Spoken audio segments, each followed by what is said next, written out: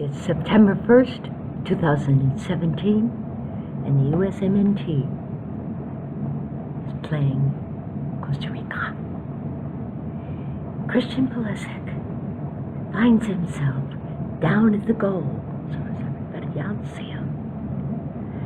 And he's right after the start of the game, he's down there and he pulls his leg back to shoot, and he's disabled by the guy in the back. He's made totally unable to do anything. No referee. Later, the reviewers were saying he was being nervous, too nervous. He wasn't. He had honest, real reaction to what's going on. All right, second, Nagbe playing in the center midfield with Bradley. He has his teammate from his team in MLS scrape down that tendon that's right above the ankle. You know how terribly, terribly painful that is? Third, Altidore.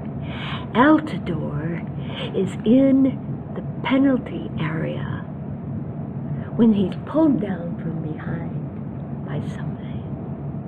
Another Tico.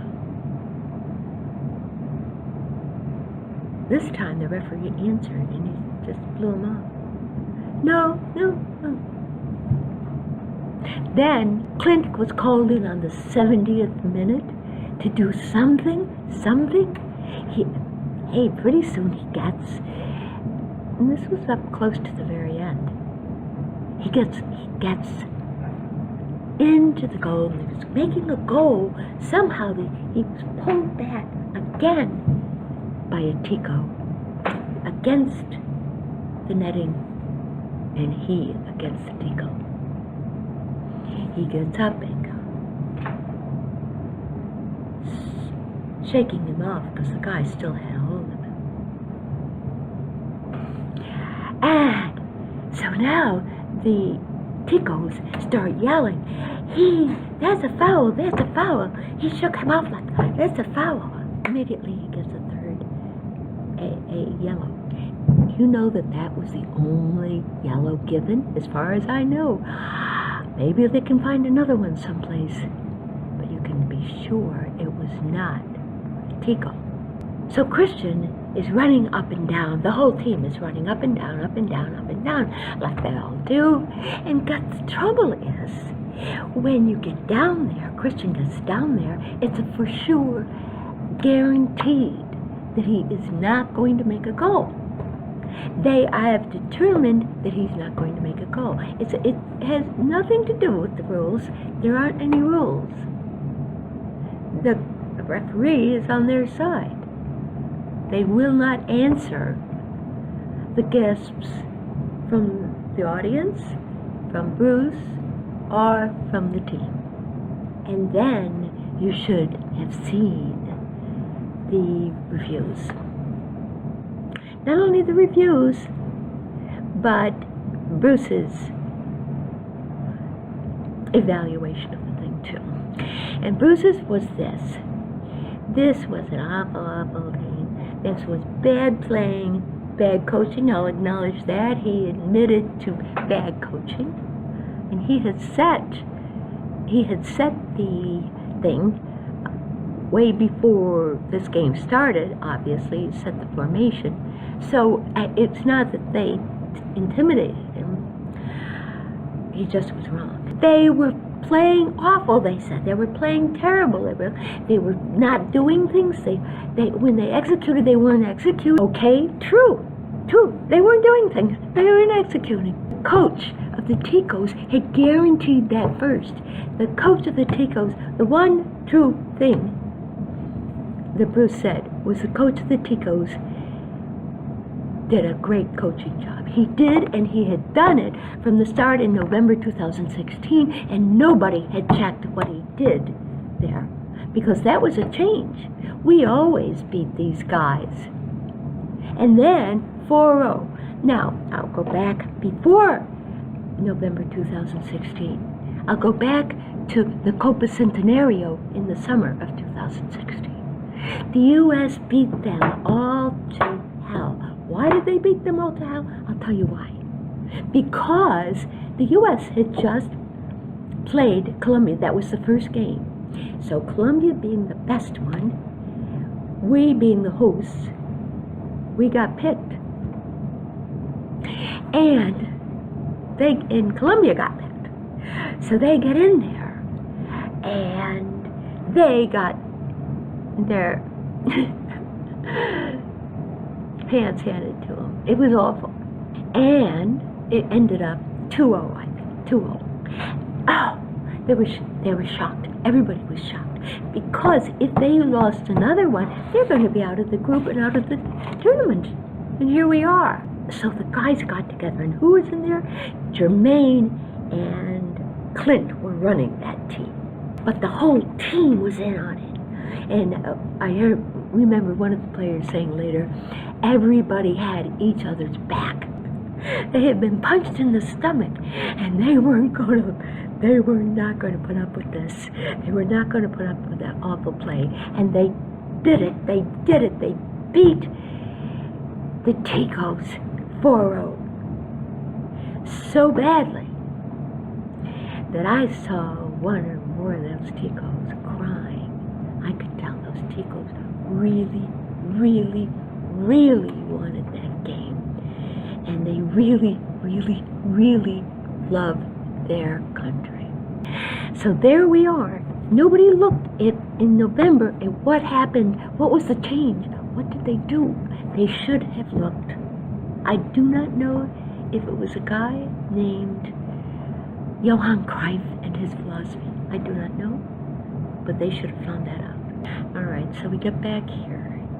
Christian is running up and down along with the team. Now this is what the reviewers and Bruce said. Bruce said that the players were awful. They were outplayed. The coach was outplayed. I give him credit for acknowledging that. And it was just terrible. And then they criticized all the things the guys did wrong. All of them. Well, they did it wrong after they'd already been cowed. And they'd been cowed criminally, with rules breaking, freefall all over the place. We need somebody to go in there, and I know who it is. Do you know who it is? There is a real pro. We have a real pro in the USMNT. He was the chief enforcer for Schalke 04. And believe me, when I mentioned it to somebody at my gym who happens to live in Germany, he says, "Are you talking about Jermaine Jones?" And we've also got to talk about Christian. Bruce put Christian in as a winger again because the word is that he's doing so well as a winger over at Dortmund that he thought he'd put him in as a winger. Bruce, I'll tell you something. You've got to know more about it than what you do, because the winger that Christian's being over there is not the same as here. Here, you had a completely different formation and a little narrow lane, and where he's going to run up and down and stop the guys from coming through. This is not what Christian's doing over there. And so I'm going to have to get in and talk about Johannn Cruyff. Johannn Cruyff was perhaps the most famous soccer player in the world. He was Dutch. He played years and years and years for Barcelona, and he was the coach for Barcelona. Towards the end of his career, he went back to Ajax, which was his sort of home football club in the Netherlands. That is the same football club that Peter Bosz, who is the new coach at Dortmund, came from when he was hired by Dortmund. He has been a disciple of Johannn Cruyff since he was 16 years old. Why does all this matter? This matters because what's being played over in Dortmund is the Cruyff method, the Cruyff philosophy, and it's completely different. So the point is, it gives you a narrow wing, and you run up it. I told you about that. Over there, Christian's got acres, and he has Dembele. Dembele's no longer there, but they've just signed a very, very good striker from Ukraine, Yarmolenko. I think, I can't guarantee it, but I think Christian has gotten what he wanted, and that is to be a regular, a starter. Now, he spent more time than anybody else last season, but he wasn't really a starter. But they were always calling him in. He spent more time on the pitch than anybody else except one person. All right, so what is he doing? What is Christian doing that makes him so successful? If it's different from what Bruce thought, okay, here's what they're doing. The philosophy of Cruyff was this: dominate, dominate, dominate, attack, attack, attack, and you have to want really badly to win. You start out with the dominating. You change the head first, and then everything else falls into place. He wrote books after he retired, and one of them said this. One book had this: football is a game that is played with the head, and the legs help the head. Did you notice? They only help the head. They don't do anything. Did you notice all the reviews were, they missed this, they didn't do that, they went someplace else. Did you know? All legs and no head. This is where they all are failing. I'm sorry, guys, but you haven't found the pith of the matter. And that's the reason why all of that happened. With Christian is doing so well at Dortmund, here's the headlines over in China. Pulisic dominates AC Milan. AC Milan is a very big outfit. Why is Pulisic doing that and still running up and down this little tiny thing? No, Bruce, it's not the same. It's not the same. He's not using the Cruyff method, and the Cruyff method gave him miles. Christian will be more and more and more given the ability to make his own decisions, doing things. He's probably making them now. He is going to become a number 10 even there. But Bruce, you got to keep Christian in the number 10 so that he can work and get the experience with these guys. You know, he knows a lot of these guys. He knows, now when I say he knows, he's been the captain for a lot of these guys, because a lot of these guys were all in the unders. And he was their captain in the under 13, the under 15, the under 17, and I'm talking about Paul Areola first. And I am also talking about Haji Wright, who's with, well, he's been loaned out right now, but he's with Schalke 04. A guy who we have great hopes for is Weston McKennie, who is one of the 98ers. He's with Schalke 04 now, and he has just been put on the first team. The 98ers are a group of boys, that are now about 18 years old. And guess who is the best by far? Pulisic. Pulisic was born in 98, and he demonstrates all the best characteristics, only to perfection.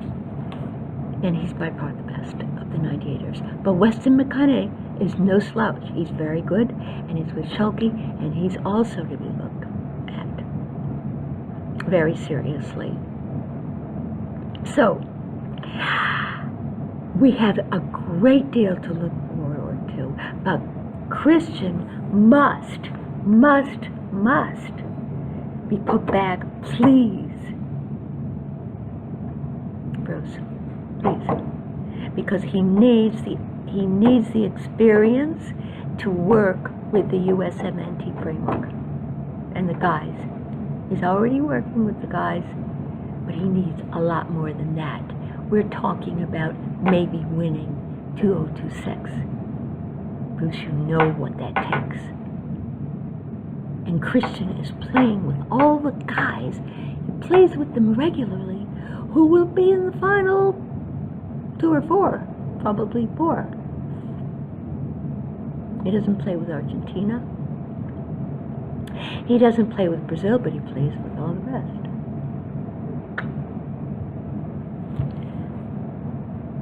Guys, thank you so much. You know, I am so proud and so honored to be here and to be able to talk to you. Now listen, I'm sending this thing called a laptop is going back to the factory. It'll be 2 or 3 weeks before I'm able to do anything more. But I won't forget it, and I'll have something really good prepared. In the meantime, watch me on Twitter. On Twitter, I'll be telling you what's going on, and the name on Twitter is the same, except it's got a 2 at the end.